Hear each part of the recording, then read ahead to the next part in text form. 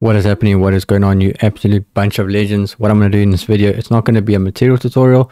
We're going to create something pretty cool, and I'm going to show you how to use the orthographic camera in Blender. It's actually pretty cool, and you can create some pretty cool, interesting, abstract kind of scenes using this. So we're going to create a scene, and then I'm going to just show you the difference between the orthographic and a perspective camera, and we're going to use the orthographic obviously.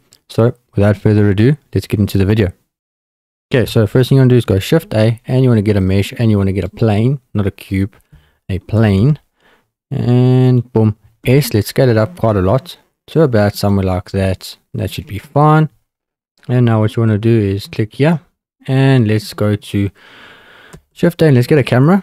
So boom, and go Control Alt 0, so it does that. And what you can do is we can go to the camera, so click there and change it from perspective to orthographic. And now what I'm going to do is just shift this down to about there. Okay, so it covers everything. We don't want any of this in the scene. Okay, now first thing you want to do is select the plane and go here to particles and hit plus and change it to hair. Then what you want to do is change the number to 2000, go down to render, and choose, instead of path, render as objects. Okay, and now what you want to do is you want to just create a object. So Shift A, mesh, and we're going to get a cube, go to Z and hit G and bring it out the way. Okay, we don't want to see it, but we want to use it. So now click on the plane, and where it says object, we're going to select our cube. And now look how cool that looks already.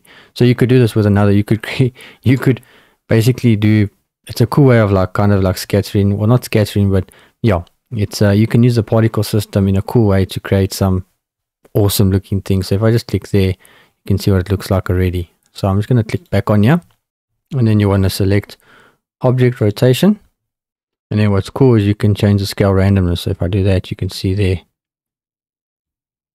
like that. You can make it 0.5, sorry. And then what you can do is you can bring the scale up. So you can change the scale to 0.15, and you can see that's what happens there. And then if I bring the scale up, it looks something like that. So you can play around with it till you find something that you like. What I'm going to actually do is I'm just going to bring my camera up a little bit. So just click there, and then just go somewhere like that. That looks a little bit nicer. Let's click back on the plane. And then what you want to do is you want to select your cube. So yeah, select it, go to modifiers, boom, add, and you want to add a bevel just to make it look a little bit smoother. Okay, you don't want it to be too rough on the edges. You can leave it like with the rough edges if you want. It's completely up to you.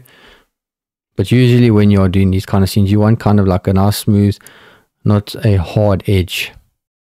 And then just going to change the segments to about 80 and change this amount to 0.03. And now if I click back here, it just looks a little bit nicer. You can see there's got that nice edge there. And now what you can do is you can click on your world. Let's make this completely dark. And now what you want to do is click on the color and change this to a gradient texture. And if I go here, you can see what it looks like. Somewhere like that. I'm just going to turn that off, because the gradient texture is basically making the lighting for us. And now what you want to do is click on shading, select our cube. So our cube is selected. What you can do is just go here, hit new. So we've got a new material, and then go to specular and bring it up to 100, or not 100, bring it up to 1. And the roughness, let's bring it down all the way. Then what you want to do is select your subsurface and change this to 1. Now what you want to do is go Shift A and get a color ramp. Just here. And then you want to plug the color ramp into the base color. And go Shift A and get a gradient texture. And put this there. And plug the color into the factor. And then go Shift A and get an object info node.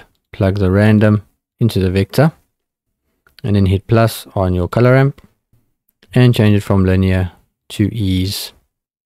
And then what you can do is now select your colors that you want. So I'm going to bring this up to about there, and I'm going to change this to like a kind of like a blue, and this one kind of like a, I'm going to bring this up, kind of like a red, and this one to kind of like a yellow. So something like that. And then what you can do is go back to that. So we're basically done, and you can see there it doesn't look too bad. And you can then bring the strength up to like 2. You can see that brings up the strength of the colors, and it looks pretty cool.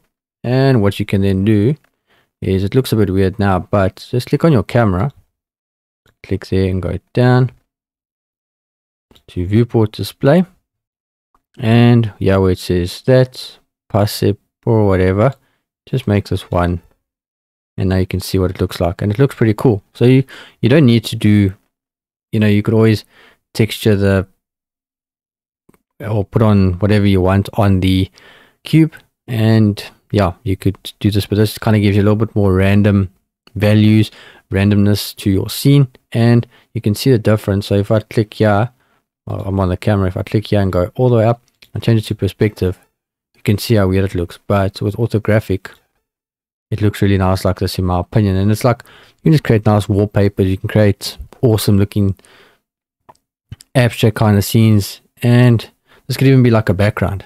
You could use this as a background, and you could put something here in the foreground, and you could show off the product or something like that. It's pretty cool. So I thought I'd just share it with you guys, and hopefully you enjoyed the video.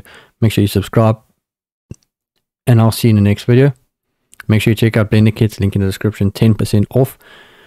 And this video is not sponsored obviously, but I do think it's a great add-on, probably the best add-on for Blender. Check out the Patreon. Appreciate the support to the channel. Hope you have a great morning, evening, day, night, whenever you're watching this video. See you in the next video. Peace.